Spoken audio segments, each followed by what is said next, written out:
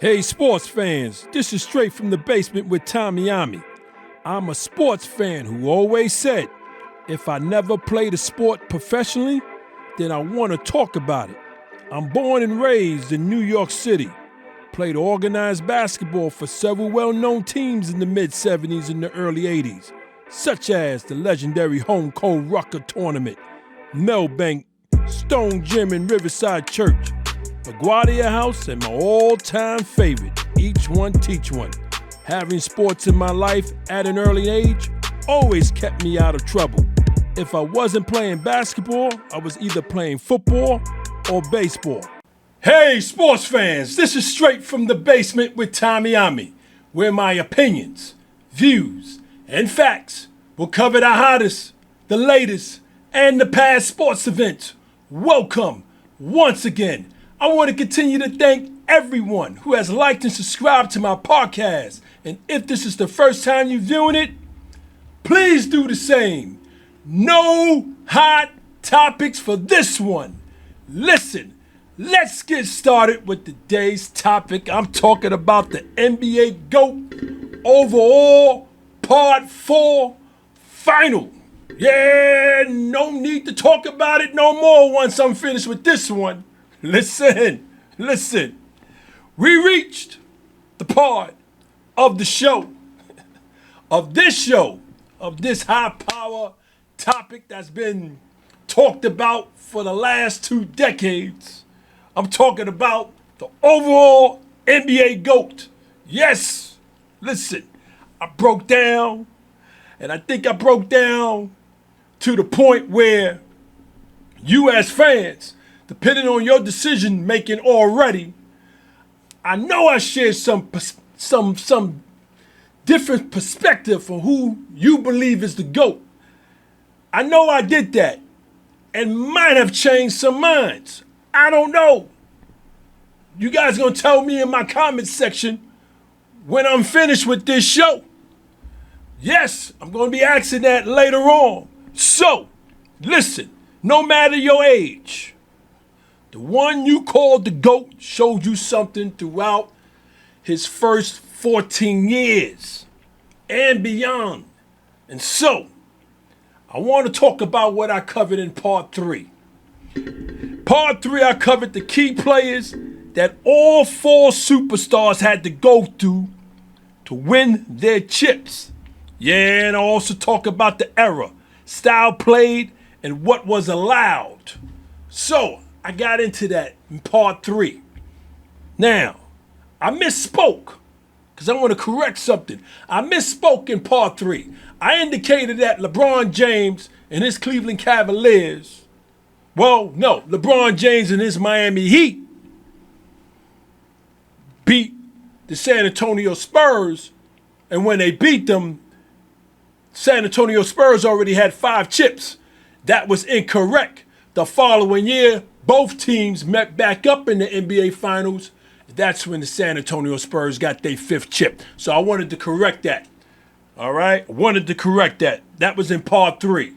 Now, in this part 4 episode, as you can see, I'm amped. Yeah, I'm well rested for this show. We're gonna get into the following, y'all. My first 14-year conclusion. Then I'm going to talk about my GOAT decision, and then more reasons on why this topic was even created. And so, let's get started. My first 14-year conclusion.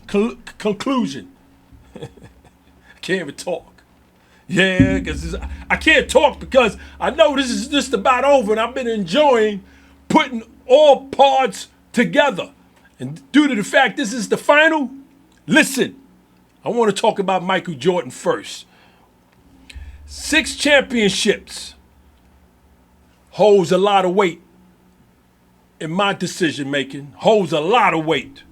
Remember, he took 2 years off and came back and won 3 more chips in a row. That to me holds a lot of weight. Besides Pippen and Dennis Rodman, and no disrespect to the other players throughout his 14-year career with the Chicago Bulls, he had several great role players on his championship teams. Basically, what I'm saying is Pippen being a anniversary Hall of Famer and Dennis Rodman being an anniversary Hall of Famer, there's no other player in Jordan's 14-year teammates. I mean, B.J. Armstrong made All-Star team 1 year, and that's about it. I don't think Ron Harper made, okay, and Horace Grant, great role players. Tony Kukoc, great role players. But Jordan, Pippen, Rodman, he didn't have too much superstardom, and not to say he didn't have the help. He had the help, just that he didn't have that all-star, superstar help. He didn't have enough of that. And I'm going to leave it like that, right? Also, NBA MVP, 5-time within 14 years as a Bull, for me, holds a lot of weight. 5-time NBA MVP definitely holds a lot of weight for me. Listen, then Jordan went through walls for all 6 championships against the cream of the crop players, against anything goes defensive era. I explained that in my last episode, what this man went through to get these 6 chips. And so, I want to move on to Kareem Abdul-Jabbar. We call him the captain. Yes, 3-time championship, holds a lot of weight in his first 14 years in my books. It holds a lot of weight. 6-time MVP with both the Bucks and the Lakers holds a lot of weight. Unstoppable, iconic skyhook, yes, in my books, holds a lot of weight. Jabbar went through walls for all 3 championships against the cream of the crop players, against anything goes defensive era like Jordan. And so, but the main thing regarding Jabbar that goes against Jabbar in my books is that he had few superstars and several all-stars, along with very good role players on both the Bucks and the Laker teams. That to me goes against him. Not to say that. Let me what I wanted to say. This is what I want to say. He had the Magic Man. He had Oscar Robertson. I could go on and on, who helped him big time get those chips. Nothing against Jabbar. Nothing against Jabbar. But listen, Jabbar had a lot of superstar, all-star power to get those 3 chips within that 14-year span. That's all I'm saying. For me, that goes against him. Now, I want to move on to Kobe Bryant. 5-time championship, holds a lot of weight within the 14-year period. Yeah, 1 MVP during this period in 2008. 2-time NBA scoring leader that holds the 2nd most points in NBA history with 81 points. That to me holds a lot of weight. Also, Kobe winning 2 chips without Shaq with his new team holds a lot of weight in my decision making. Yes. 2 different teams, Pau Gasol and the Shaq. Yeah, 5 chips. That holds a lot of weight in my decision making. But, and it's a big but, Kobe retired with 1 chip short from Michael Jordan during this period, which holds a lot of weight. Because I've been fighting with that. Because I said to myself, had Kobe got 6 chips within his first 14 years, like Michael Jordan, then I'd probably be talking something different. Real talk. And I'm going to leave it just like that. Real talk. I want to move on to LeBron James. 3-time champion in his first 14 years. Yeah, that holds weight for me. Yes, it does. NBA MVP 4-time within the 14 year as the Cleveland Cavalier and a Heat, holds a lot of weight. One-time scoring champion within that 14 year. Down 3-1 in the finals and come back and beat the Warriors holds a lot of weight. Listen, that really has not been done. Down 3-1. Yes, holds a lot of weight. Yeah, the real freak of nature during this period is what I called him in his first 14 years. But LeBron James leaving Cleveland and joining Wade and Bosh in Miami, those two superstars, to win those two chips during his first 14 years, for me, that really hurt LeBron in the GOAT decision making. It really hurt him. But I want to move on.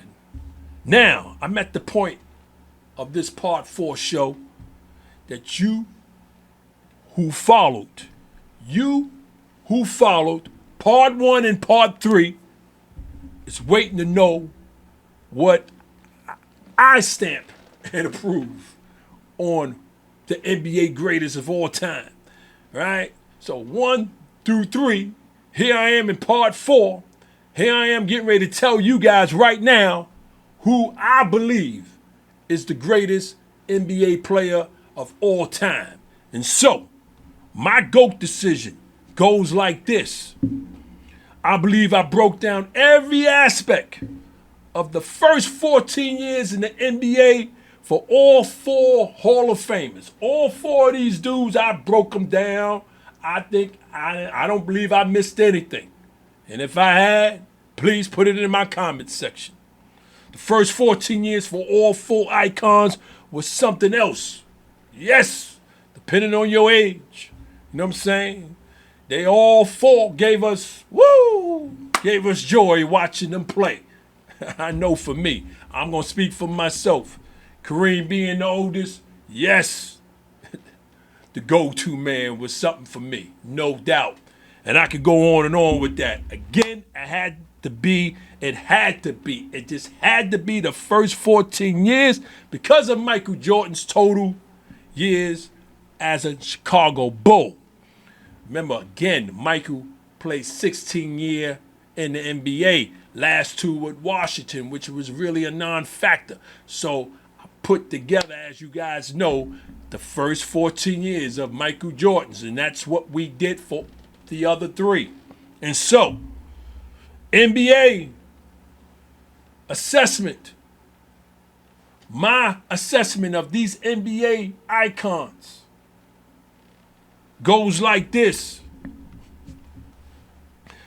I first looked at Michael Jordan. I first looked at LeBron James. LeBron James was, for me, let me explain for me. LeBron James, for me, when he came on the scene his first 14 years, and before he even put his foot on an NBA court, and watching him, his last 10 games in high school on ESPN on a Saturday afternoon with my sons, I knew what this man was going to be. I knew he would be right here. That I knew. You know what I'm saying? I knew that. I truly believe joining the team with the 2 superstars, the Wade and Bosh, in Miami, to have a better chance to win the chip really hurt him in my decision making. Yes, those 2 chips with Miami, the opponents were elite. Yeah, I respected the 3rd championship that LeBron got with his Cleveland, with Kyrie Irving and Kevin Love. I respected that so much, more than the first 2 with Wade and Bosh. So I had to eliminate LeBron James in his GOAT decision making. Eliminate him. In my books, LeBron is not the GOAT. So I want to move on. And I had to stress that because, like I said in part 1, LeBron is one of the main reasons why I even came up with this 4-part show. So I want to move on to Kareem, the captain, Abdul-Jabbar, on who his teammates on both the Bucks and the Lakers during this period, as dominant as Jabbar was doing his first 14 years. And he was dominant in his first 14 years. And if you wasn't at that age to see, just go back and watch video, go on YouTube, check him out. He played with several Hall of Famers and All-Stars to win those 3 chips. Yes, I took in consideration the era and the style played, the real physical era. Yeah, I know what the man been through. You know what I'm saying? Yes, it was that era. It was no nonsense. Do what you want, bang him up, knock him out era. Yes, he went through all that. But I had to eliminate, and I hate to say it, because that's my guy, the captain, the go-to man. I had to eliminate him because the elite teammates he had and being a center. Yeah, that being the center, he had to depend on the Magics and the Oscars to hit him at the right space so he can sky hook him, dunk him, whatever his 2 was. He had to depend on those elite players to get him in the right place so he could score. That to me is the reason why I had to eliminate Kareem Abdul-Jabbar out of the GOAT decision. And I really didn't want to do that. But I had to do that. Listen. The captain, he was something. We know that. He was something else. Now, I looked at Kobe Bryant, right? With 1 chip shorter than Michael Jordan in that first 14 years, right? I really took in consideration that Kobe won those 5 chips with 2 different teams. I took that big time because that's very hard to do. You know what I'm saying? Knowing that you didn't have the Shaq man no more. And that crew, yeah, that was a mean crew. Listen, mean crew. But I took that in consideration. Plus, Kobe had several elite teammates during this period. You had the Paul Gasols, the Lamar Odoms, the Shaquille O'Neals, the Derek Fisher, the Robert Horry, and I could go on and on. He had Dennis Rodman. Listen. Kobe had elite players within that first 14 years on his teams. And that, to me, I had to eliminate Kobe out of the GOAT decision regarding the elite teammates and the 1 chip shorter than Michael Jordan. I'm slowing down like this because I've been fighting this because I keep saying to myself, and I've been saying it to myself for the last 5 to 6, 7 years. Had Kobe Bryant won 6 chips within the first 14 years of his career, I probably believe I'd be singing another song. I know I would be. Not because I'm a Laker fan, because what this man has done. And so, fine. So, I got so much I want to say about Kobe, but I want to leave it alone because finally I want to get to Michael Jordan. As you can see, I'm fighting with myself. I got the NBA guards fighting inside of me, fighting with me. Yeah, finally, I want to talk about Michael Jordan, y'all. Who was his teammates and the opponents that he went against to get those 6 chips? Now, Jordan, within his 6 chips, like I said earlier, only had 2 superstars, 2 anniversary team members. Scottie Pippen, Dennis Rodman. We all know Rodman was not an offensive threat, but yes, between defense and on the boards on both ends of the court, superstar. Pippen was his Robin. B.J. Armstrong won All-Star appearance, and I don't believe Ron Harper had one. Tony Kukoc, I think, may have had one. I'm not sure. I didn't look it up because Everything was really based on what Jordan did. He dictated those 6 championships, and the rest followed in order. That was very huge in my decision making. Several opponents he and his Bulls won against were Hall of Famers. Yeah, the Karl Malones, the Stocktons. 2 times to get the 5th and the 6th chips. Come on, man. All right, Barkley. Who else? I can just name who he had to go through with the lack of offensive power as teammates other than Pippen. Think about that. I had to really think about what this man had to do in order to carry his Chicago Bulls to win 6 chips within the first 14 years of his career. Listen. So, I think you guys know where I'm going. And there we go, out of my mouth. Because once I say this, I'm never saying it again for the rest of my life. I have Michael Jordan as the NBA greatest of all time. And that's period. End of discussion. Yes.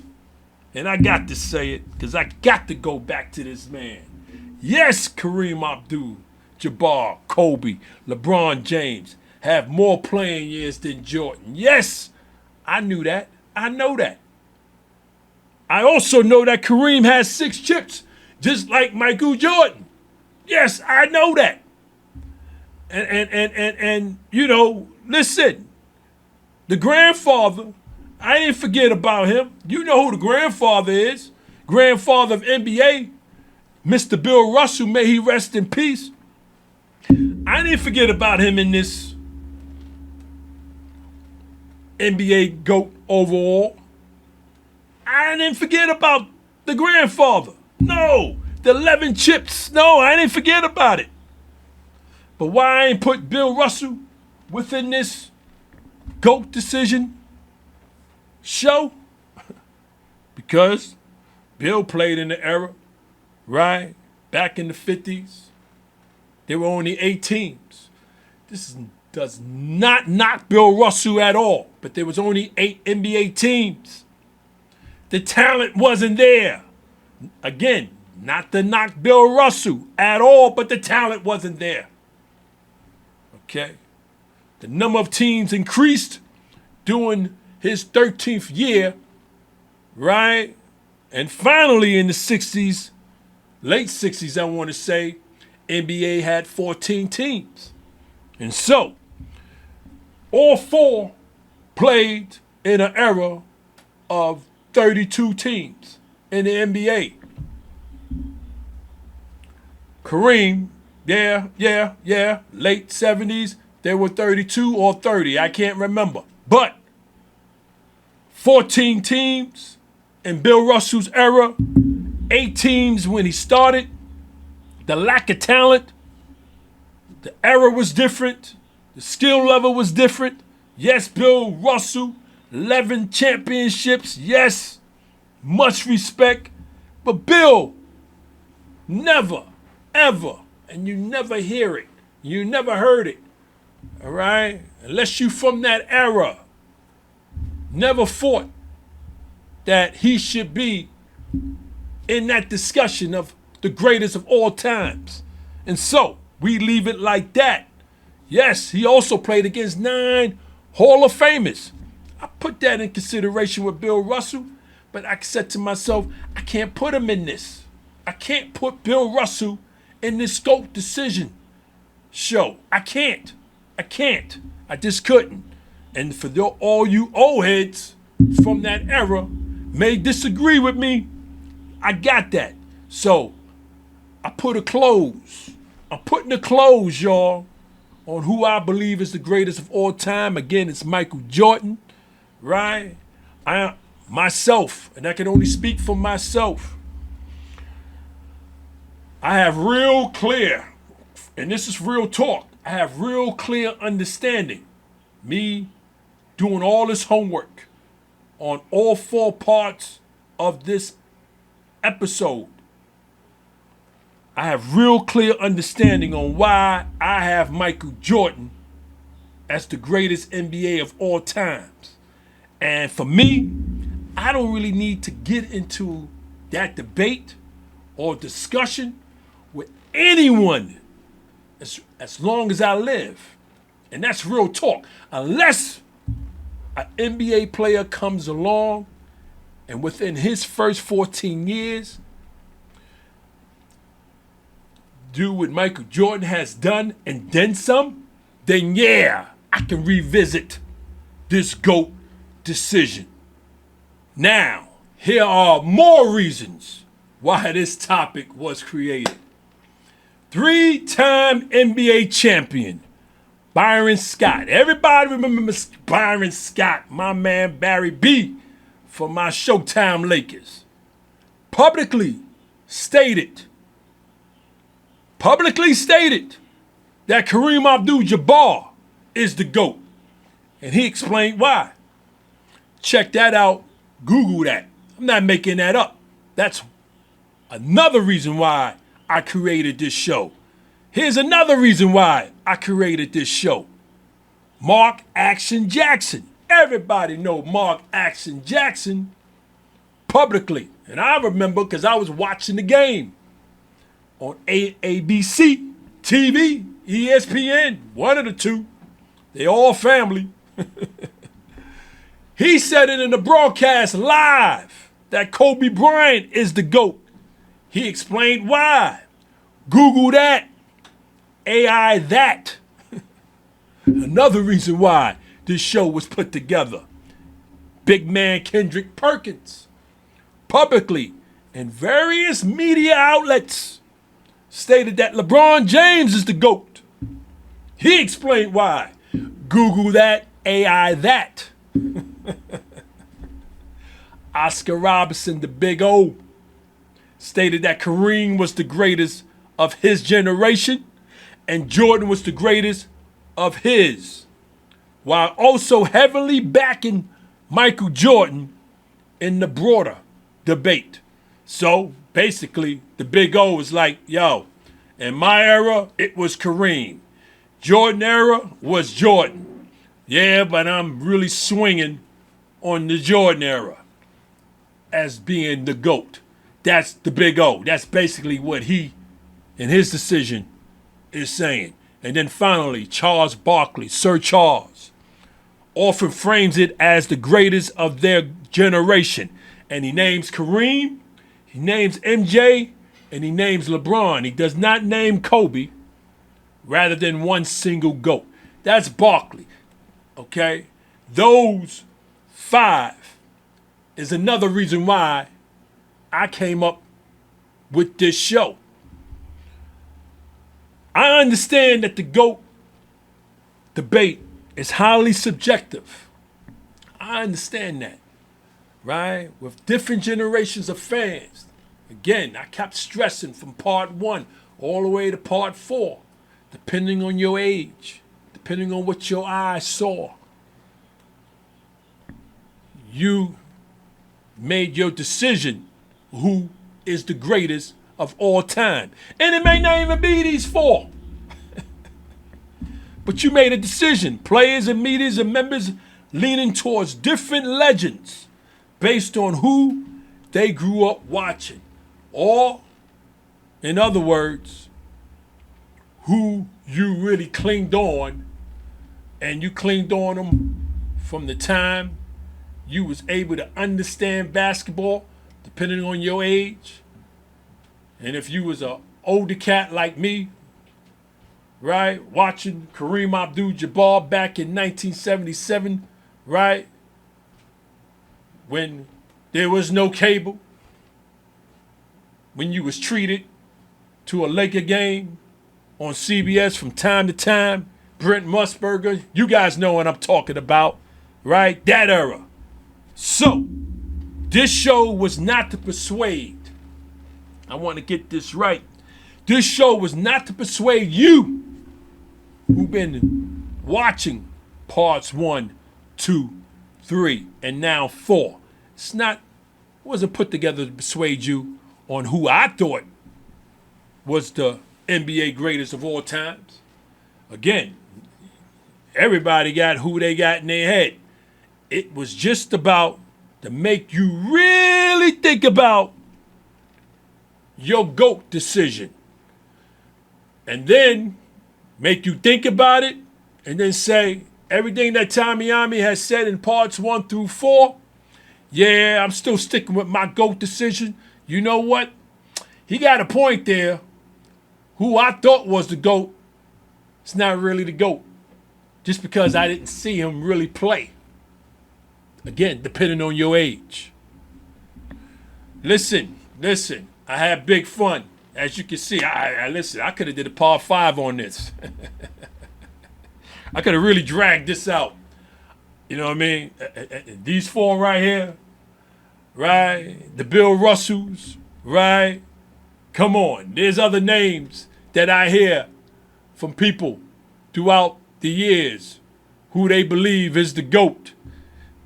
And sometimes it's not these 4. But these are the 4 that's most talked about throughout the last 2 to 3 decades. And so I had to put these 4 together. Again, it was all about Michael Jordan in his first 14 years, right? And so I want to thank y'all for hanging out with me in my basement. To my viewers and to my listeners, please continue to check me out on my YouTube channel and subscribe. Check me out on my streaming platform. Yes, Spotify. Also, I'm live. I'm TikTok live every Tuesday, Thursday, 8 p.m. Eastern Time. At least I try to be, to give you guys these smoking, mixed topics and sports. Remember to check out the Even Flow Coffee Company, created to combine the interests of coffee lovers, fashion, and music. For more information or to make a purchase, visit evenflowcoffee.com. As I always say, sports is what keeps this world from going insane, either in a pandemic or no pandemic. Until next time, take care.